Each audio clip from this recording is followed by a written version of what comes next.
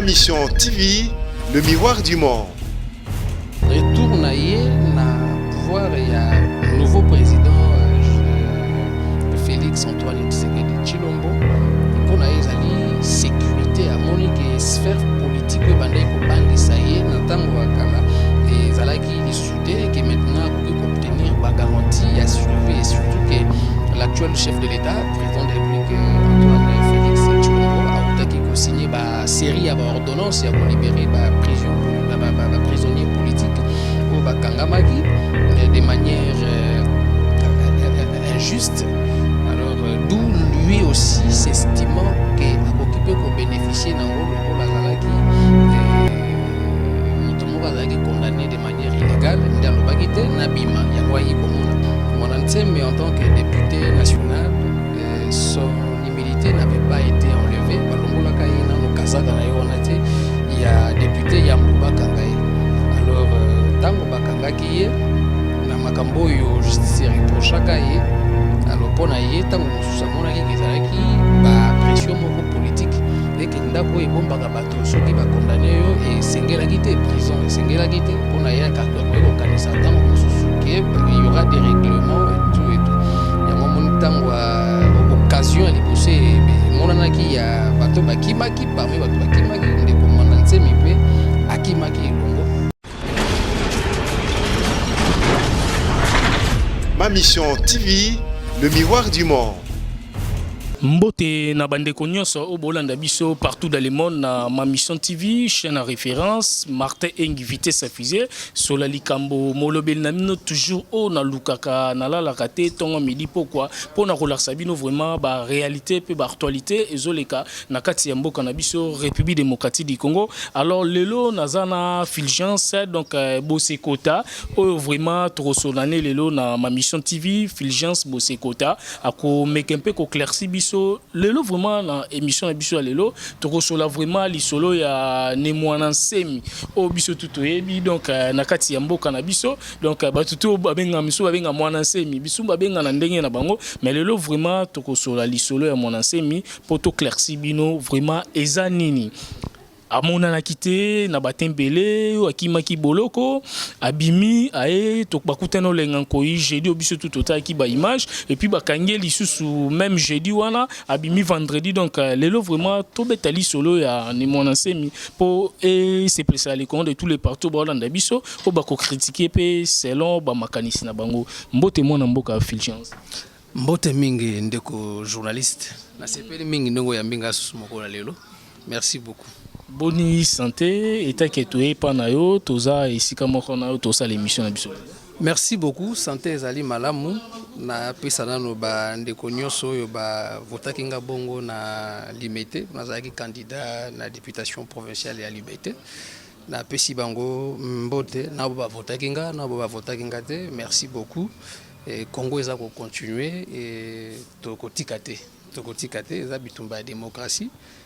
Ma ponomelekaki et maintenant to komi na makambo mosusu na mokonzi mosusu ya sika. Alors merci donc toroti kate po c'est normal Congo ezambo kanabiso o vraiment to lingi yango to lingara to sala po na bien bandeko na biso ba famille puis na population mobimba. Alors lelo vraiment to zano a poto sola lisolo etali ni mwanansemi o vraiment eloba mitro na kati ya mboka na biso République démocratique du Congo. D'abord na lingaki na tunayo mon ensemi d'abord azali nani oba tutu ba comprendre te misuba benga kaza député misuba lobaka azabwe misuba lobaka za magicien azandoki azasogi nani d'abord toninga no to tuna po au clairci ba to poto kota vraiment na mozindo ya maso na biso. Merci beaucoup ndeko journaliste omoni motuno tuni wana bandeko mingi balinga kolobela ndeko mwandansemi sans pour autant ba kende peut-être na fond ndeko mwandansemi azalaki bongo député national, il y a mandat au Koleka et les lois azali député honoraire, ndenge batonso azali ko benga ya azali ki fugitif parce que azali ki évadé et ba terme nyonso parce que azali ki condamné et ki akimaki na prison à Makala, ba ndeko benga ya évadé effectivement et lelo abimi ndeko mwana nsemi pour répondre azali bongo député honoraire, député national honoraire. Il y a les statuts étaient collègues na kambama kibongo na mokonzi na bango Obe Minako. Voilà, azali pe père spirituel, il y a lingomba na ye, il y a ecclesia. Ba bengi bongo bundu ya mayala. Donc ndeko monanse mais azali mo père spirituel topé mokonzi ali ngomba wana. Voilà o monanse mi azali. Alors, merci vraiment au Clercy, les Congolais de tous les partout. Au Landayo, na MMTV, ma mission TV, ensemble, na Martin Engi, Vitesse Afizé, sur la Likambo. Alors, tokoti vraiment na Mozindo ya Masolo na biso. Biso tout au monde qui mon ancien mais na tant au président Joseph Kabila Zaki président en place tout le monde qui azaki na problème na gouvernement topé problème na mokonza mboka o vraiment abandai ko kamba mboka na biso mon ancien mais tout le monde qui biso tout azaki sou na ba soldat na ye biso tout e bien na ba soldat na ye o bandola tabakitenza ya rouge après tamoko bakomi ko lukisa e bakanga e akoti makala akimi abimi lelo na tango ya président Félix Tshisekedi obiso tout Olanda ki tomona ki na Olengankoi après jeudi lisusu bakangiye vendredi abimi na ebiste ezanini d'abord eloko ngo ezanini pona mon enseigne. Merci beaucoup ndeko journaliste na sepela garopo des fois ta ko ya ko lukanga za rapo kundola makambo susu oye bomba makambe na makambo itali bongo ndeko mwandantsemi na lubaki azali acteur politique et puis en même temps père spirituel. Alors na lingina kende na ba contenu mais na lingina souka plus na procédure et arrestation na ye. Mon ancien, mais en tant que député national, son immunité n'avait pas été enlevée. Balongola kaina no kazaka na yo onate, il y a député Yamboba Kangaye. Alors tango bakanga kiye na makambo yo justice reprochaka ye. Alors pour naie tango mosusa monaki kezalaki ba pression moko politique et que ndako e bomba ka bato soki ba condamné yo et sengela quitté prison et sengela quitté pour naie ka ko kanisa tango mosusu que il y aura des règlements et tout yango mon tango occasion à libosé be monanaki ya bato bakimaki parmi bato bakimaki ndeko mandantse mipe akimaki elongo na bato wana bien que bande koloba ke mwanantsemi akufa o topé ex-président Joseph Kabila bomaki na moto moko tatikala kopesa ba prévo wana alors mais pona mwanantsemi amonaki que ezalaki moyen ya ko se sauver. Alors retour na ye na pouvoir ya nouveau président Félix Antoine Tshisekedi Tshilombo. Et pour na ezali sécurité à monique sphère politique et bandai ko bangisa ye na tango akala et zalaki li sous-souté que maintenant ko obtenir ba garantie ya survie et surtout que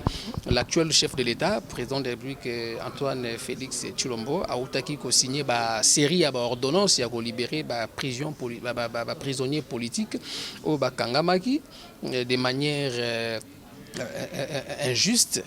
Alors, d'où lui aussi s'estimant qu'à occupé qu'au bénéficier nango loko la zalaki motomoka zalaki condamné de manière illégale ndalo bagite nabima yangwayi komona pona ya utilisaki amona d'abord président ya Sensa président Olengankoi pour atala ndenge nini président Olengankoi a ko entamer procédure nini pour obtenir liberté totale ndenge moko na bande ko mususu oyo ba otayi ko bénéficier. Alors moi na mboka toka tayote par rapport ya makambo wana omonite que mon ancien mais azaki na problème na l'état na biso ou bien comment parce que tant le président Joseph Kabila Zaki président mboka na biso to mona ki azaki na problème kombo nezaki déjà ya makala azaki déjà na makala o to mona général Kanyama akinda ko kangaye ti na ndaku na ye na ma campagne biso tout au monde après tamoko to ki ke mon ancien mais kimi babuki porte akimi prison makala après li solo ne beta maraté to yo batukutu baloba ke mon ancien makufa Kabila bomae nani asala sala batu baloba loba na ndenge na bango mais lelo to mona mon ancien maé alobi ako travailler na bato tout ba na souci ya mboka mais azaki déjà na boloko azongi suye moko après bakangie après babimise place wana toujours comprendre politique oyote ya mboka na biso soki eloko nini ezolakisa soit vérité moko ebombami ou bien lukuta moko eza wana tolingi penda bo claircir biso par rapport ya problème wana ti mesolenga koyipe akoma pe kozana e basolola et puis alandele makambo. Merci beaucoup. Pour une petite histoire, ndeko Général Kanyama, azalaki bongo mokonzi ya la police ville ya Kinshasa, azalaki bongo na ndingisa ya procureur général de la République pour na commettre main na ndeko Kanyama, ndeko Mwana Nsemi. Alors pourquoi babandai commettre main pour naie parce que la police a une mission moko ya ko maintenir paix na ordre. Alors lorsque a senti que insécurité régna qui soit disant na bateau ya Mwana Nsemi, il était normal que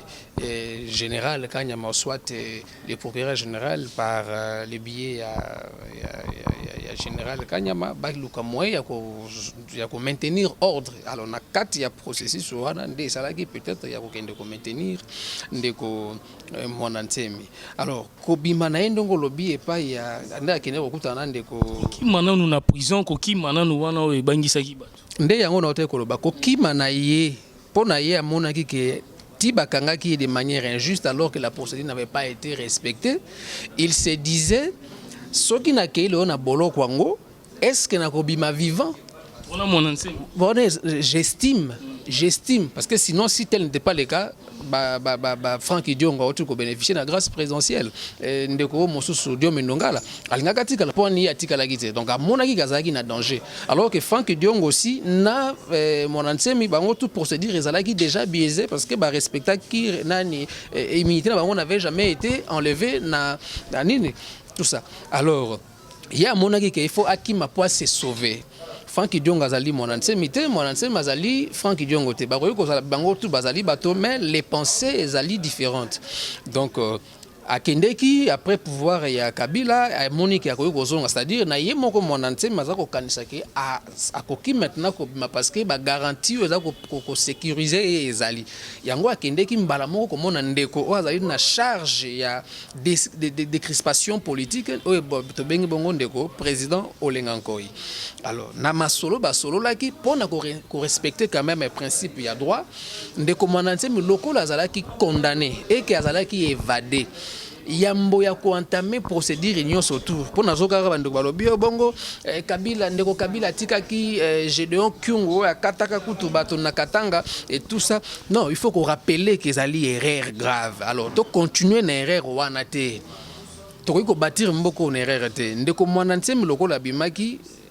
na yebi na koliki yake ndeko Olenga Nkoyi bapesaki conseil ya malamu ya azonga d'abord na prison. Mais faka samba na nous tia samba sambi makamne pe bakati yango na misu ya population yé pas le vérité pourquoi bazolinga bakanga pourquoi makambo salamaki pourquoi yé pe akoma na basoda na kati mboka na biso poto monaka Mwana Nsemi na batunu balata bakitambala rouge babetaka soki minduki na soki ndeni ndeto yo kaka mais faki d'abord asamba na ebite mboka na biso ezara ndenge ni place wana.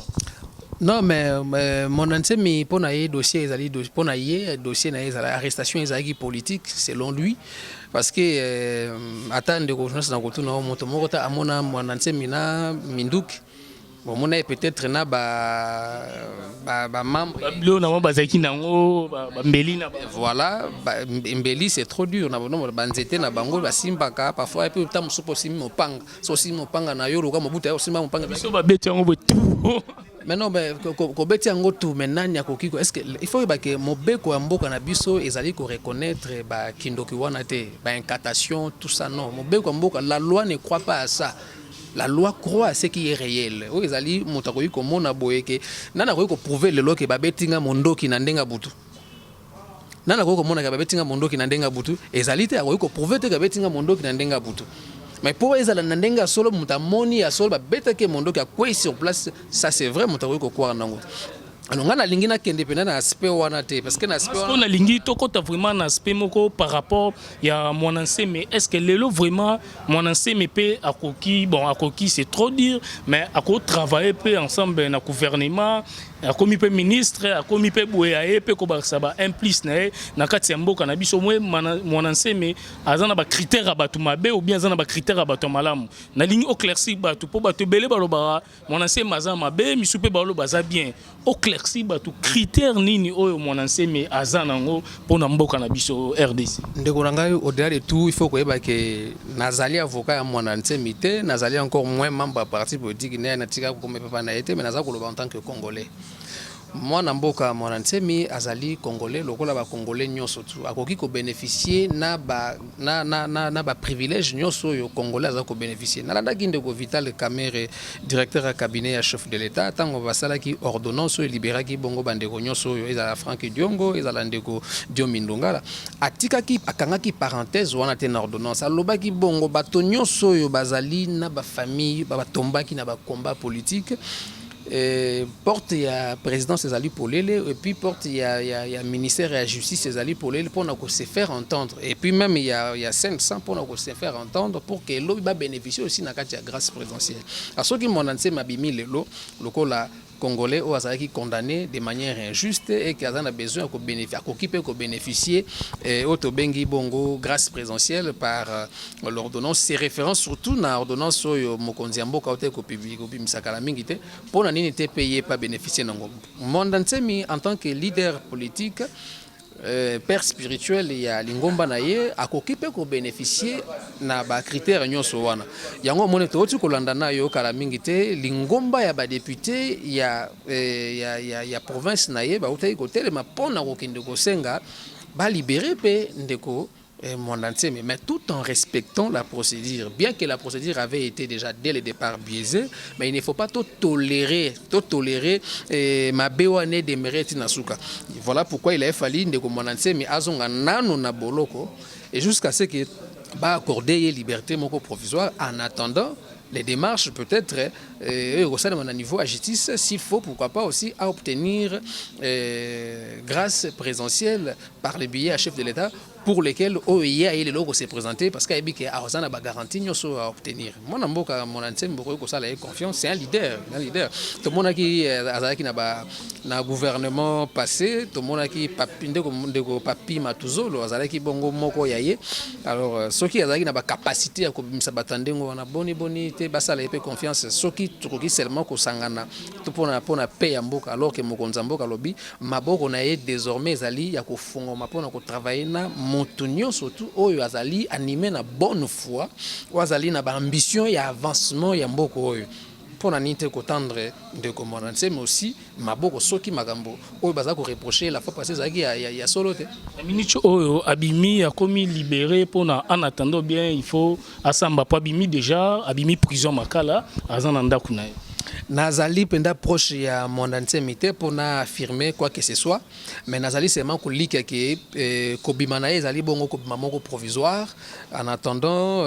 soit pour bénéficier de soins de santé soko tali ndeko Mondansemi lelo ko mona ke azali affaibli de manière politique et même physiquement le temps peut-être santé pe bien oui komi pe mukolo voilà la zape na poids âge le temps peut-être à se rétablir à s'armer encore na ba détermination et puis mayele comme ils ont jamais bomwana hein parce que balobaka si la jeunesse savait ce que la vieillesse pouvait si mon ancien madame on a mayele qui encore quoi avancer ko faire bénéficier écolo pour na ninte ya koyoka mais je crois que kobimanaye ko ça la provisoire en attendant il y a koluka moyen d'obtenir ba garantie to peut saisir ba procédure pour que a bénéficier de manière légale grâce présidentielle lokola ndenge mokonza mboka peut faire bénéficier na bandeko mosusu.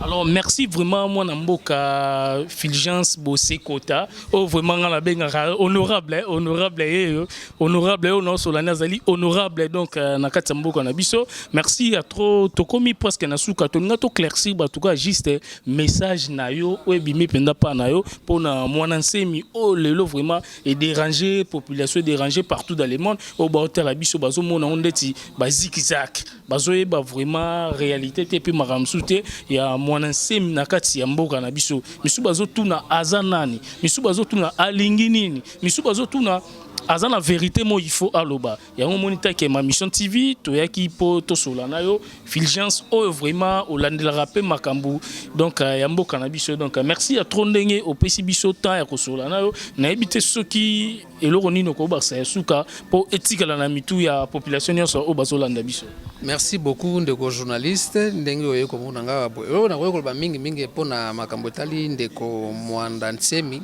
azali congolais lokola ba congolais nyonso tout. Et il faut, ce cas un problème de justice, il faut justice aussi, et ça, la monsala na ngondenge sengeli. Et lorsqu'il y a aussi des faveurs et des privilèges, il y a qu'à faire bénéficier bateau moko boy et ça la gaga na catégorie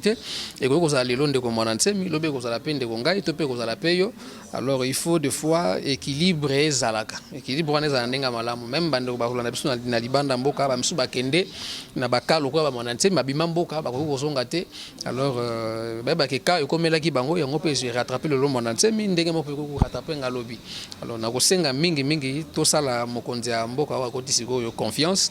et déjà to moni ba président Félix Tshisekedi président Félix Tshisekedi Chilombo Antoine et omoni ba signo ya pesi na makambo etali justice sociale aussi et na 100 jours na ezali ba ténor moko il faut qu'on enregistre ngo alors topé ça na nos chances wana toliki apeke chance wana ko la kaka pour na catégorie ya bato moko boeto ba député non eza la chance ko la accorder pa ya bato surtout à partir à congolais assez qui non na oza likolo et tous na au même point d'égalité na makambo etali justice sociale. Voilà, on a reçu koloba muke ngai moko ya bino ndeko na sepela ki na ndenge na sololi na bino na sepeli makasi na na esengo makasi ndenge boye ko mona nga susu boye poto kabolosi moi likaniso to zanango. Alors soki na lobi tango mosusu mabe bandeko ba balandi biso ba ko mona ba ko limbisa soki pe na jeu information malamu te ba numéro ezali ba ko atteindre yo poto meka ko manyola susu malamu poto tikate ba interpréter auto lobité. Voilà un peu on a reçu koloba sinon Congo est à vision surtout, tout tambouré longo pour faire avancer Congo. Alors, merci vraiment na batunyo so obozuite kolanda biso na ma mission TV na mwana mboka Fulgence donc tous années vraiment les lots na ma mission TV poto sola to me conclairci bino vraiment mwana nsemi vraiment et ningi si pe moi ba tu ba comprendre vraiment te mais les lots to solo li pona li solo juste pona mwana nsemi pona mboka na biso talara président Félix Tshisekedi o ya uti ko banda musala ne kalate o pas ba projet na les lots pe mwana nsemi ye pe li soupe na tour na to moni biso tout abimi bakangi donc a commission libre. Merci à trop na famille Kilumbu donc la famille Kilumbu Bimba au na niveau RDC et puis na niveau Europe bango vraiment de ba kangi vraiment niveau Europe ba tumo ba sola vraiment kitoko ba linga politique ya mboka na biso ba na ba distraction vraiment te. Merci à trop na Bibish Kilumbu motema Salou Kibanda donc merci à trop na Belinda Kimbulu donc motema ya Zino Congolo. Merci vraiment, merci à trop. Na Myriam Kilumbu. Donc Myriam Kilumbu na niveau ya François là. Merci à trop bokani samboka na Sirbo et Demboka na ba conseil bo benga ba tubo soutenir République démocratique du Congo. Donc merci à trop waneza pona Myriam Kilumbu donc moi si kitoko na niveau Europe. Merci à trop na batutu balandi biso. Merci vraiment. Merci beaucoup. Merci Nzambe abatela biso. Merci beaucoup. Merci Général Ngando, les crocodiles. Merci Maman Général. Merci vraiment. Merci. Ma mission TV, le miroir du monde.